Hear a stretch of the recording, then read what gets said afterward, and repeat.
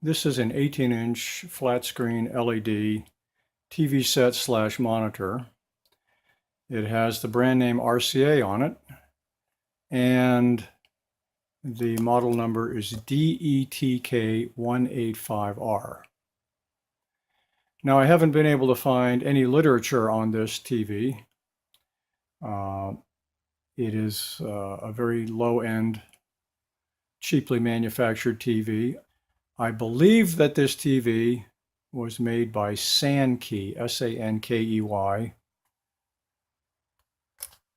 That's a Chinese manufacturer who usually sells TVs into Latin America. It's been stamped with the RCA brand name and sold in the US.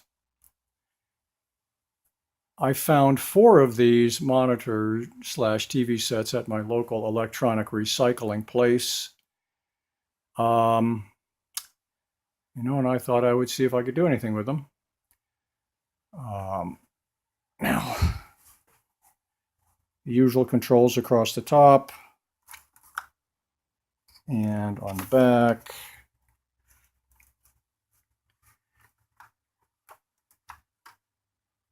And there's our model number. And it's got the usual array of composite, component, VGA, and HDMI inputs.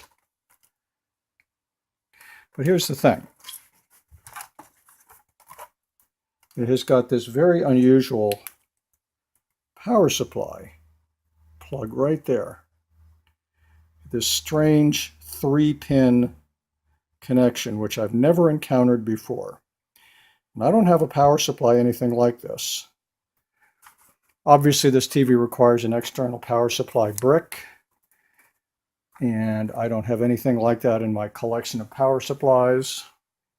Going through eBay, I was able to find one, which cost more than $30 with shipping, because of that peculiar connector, no doubt. So what I'm going to have to do is I'm going to have to replace that peculiar power supply plug with a more standard 5.5 millimeter barrel type plug. And that way I can use one of my many 12-volt power supplies that I have lying around. Or, you can buy those. I mean, online you can find them easily for like around $7. One thing to note about this monitor TV set is it seems there's more than one version of this thing. Now, I did get 4 of these from the recycling center. 3 of them had that strange power plug, but 1 of them didn't. It has a different main board altogether. See, the connectors are all different. They're all arranged differently. And the power plug is the standard 5.5 millimeter barrel type, the one that I'm putting on the other ones. So, same model number, DETK185R. So, it's possible if you have one of these monitors, you may already have a 5.5 millimeter power plug on it, depending on which version of this thing you got. This video is for those people with the strange 3-pin power connector and who want to convert it to this type, the 5.5 millimeter. Now here's another thing about this particular television set. All of the screws have got this Loctite material on them, all this red material, which is going to make them rather hard to get out. This material kind of covers the top of the screw and sort of fills in the slots, making it hard to get a screwdriver on them. So the first thing to do is to see if I can't dig out some of that material before I put a screwdriver in there. If I can't get the screwdriver in deep, I'm going to end up maybe stripping some of those screws, which I really don't want to do. So job number 1 is to see if I can't scrape off some of that material. And when that's done, we remove these 4 screws and take off the stand. And we can remove these screws that hold the back on. And we can expose the electronics. And we'll start here by removing the stand. There's 4 screws here.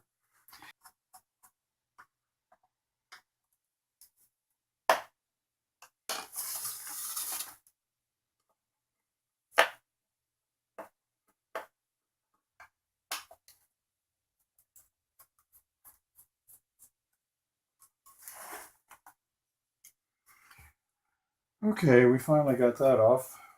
Now we will remove the rest of these screws. Now we have 1, 2, 3, 4, 5, 6, 7, 8 around the periphery. Again, they're just drenched in this darn tamper-resistant material. Now with those peripheral screws removed, we should be able to pry the rest of this off this front bezel.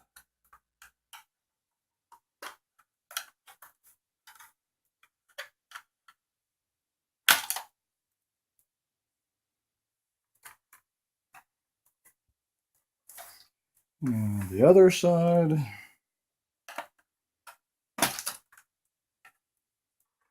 Now, we now have the front and the back separated. Quite a few cables in here. And here's our main board.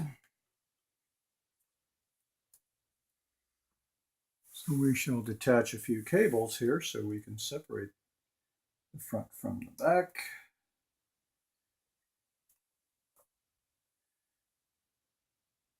This is one of the cables that goes to the front panel. I'm not sure exactly what it does. This is the cable to the infrared sensor. And this cable has little tabs on it. You have to depress these tabs and work this cable back and forth and get it out. Okay, there's the front panel separated. And here's our board. With the front screen and bezel removed from the back, we now have to remove several more screws. And that is going to be 1, 2, 3, 4, 5, 6, 7, 8, 9. Now these screws are all fine thread screws. The ones on the outside were coarse thread screws. So when you're putting it back together, you might just keep track of that. Okay, outside coarse threads, inside fine threads. I'll go ahead and remove those screws now. Before you try to remove these screws, I would really recommend trying to dig out as much of this Loctite, this red material, Loctite, potting material, whatever you want to call it. Dig it out as much as you can, and that way you can get your Phillips head in deeper. You know, if you can't get that Phillips head in deep, you might end up stripping those screws. So try to dig out that red material first. Another note, you might have a sticker on here which is covering one of the screws up. So be careful that you don't miss a screw because it's being hidden. We will now remove those screws.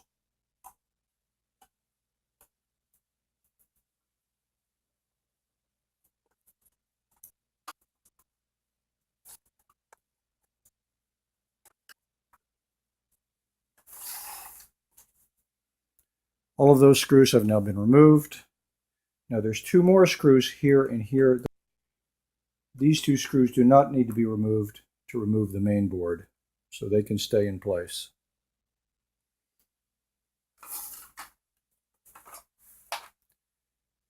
Now back on the inside, here's our main board. It's held with 1, 2, 3, 4 screws. And we will now go ahead and remove those. These 4 screws are coarse screws.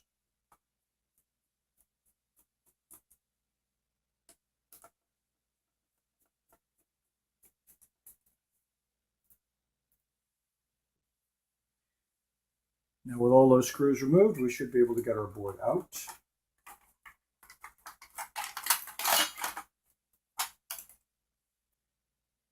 We will have to remove these various connectors. Okay, there goes that one. That one. This one. And this one we already disconnected from the screen. Okay, with the main board in hand, here's another look at our problem power supply plug. There's that crazy 3-pin plug. Very rare. And I'm going to try to replace it with a standard 5.5 millimeter barrel connection, which is a very common plug. Here's our board on the bench. A little rust here. Maybe got exposed to some water. And here's our goofy power plug. What I want to do is I want to replace it with one that looks like this. It appears that I can make the pins line up. This is a far more common plug than this one. This is very unusual. This is the first time I've seen it. And I'm going to try to replace it with this very common 5.5 millimeter barrel.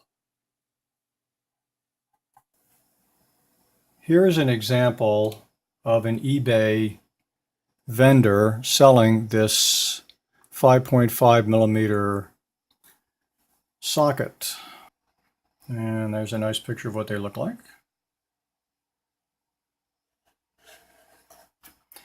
And this is, you can get 10 of them for about $1 with free shipping. This is the other side of that connector. You know, 1, 2, 3, 4, 5, 6, 7, soldered at 7 points. See if we can suck some of this solder out of here.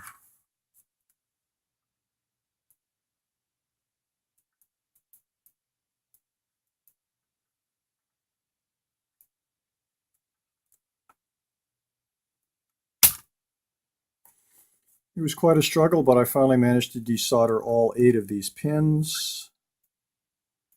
Now, this would be a good time to have a hot air desoldering station. Okay, well, it's loose, and now we can substitute this guy. This is going to be held in by only 3 pins. This one here is the 12 volt, and this one are both ground.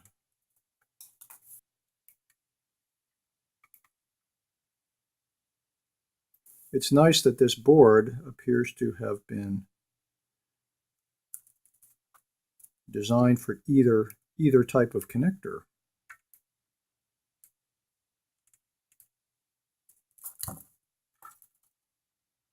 That should be good enough.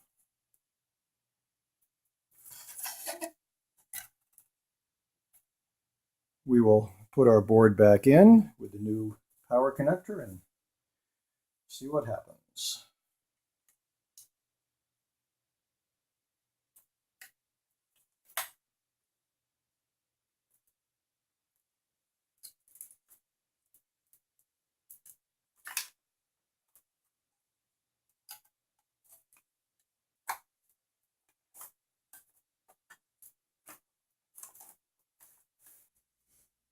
Okay, it's a little tricky maneuvering all these pieces at once.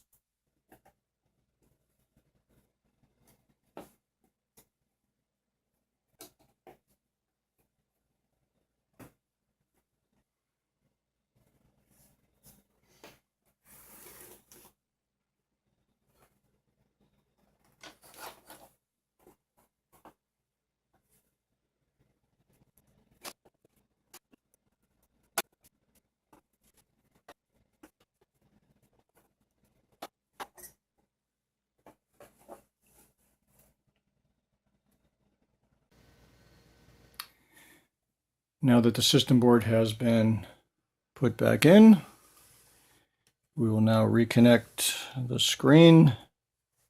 Okay, we will connect the board that contains the infrared sensor and the power light.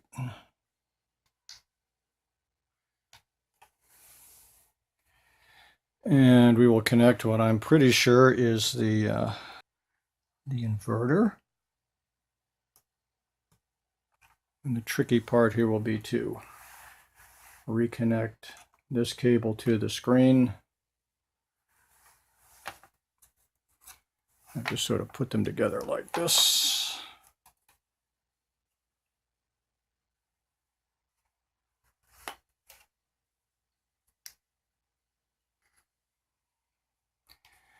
Okay, looks like everything is reconnected. We shall plug it in and give it a try. Okay, now I have got a power supply hooked up with my new 5.5 millimeter standard size barrel connector. Let's plug it in and see. And we got a power light. Now I have it connected up to a VGA source, and let's hit that power switch and got a green light. Look at that.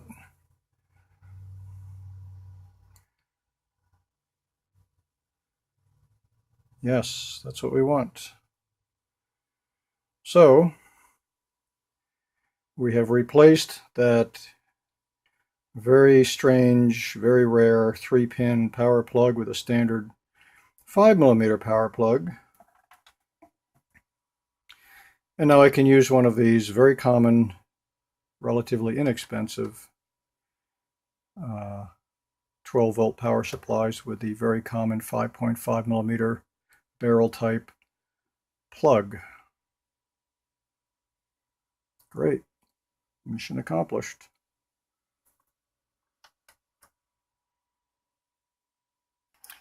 This is one of hundreds of 12-volt power supplies with 5.5 millimeter barrel connectors that are available for sale on eBay.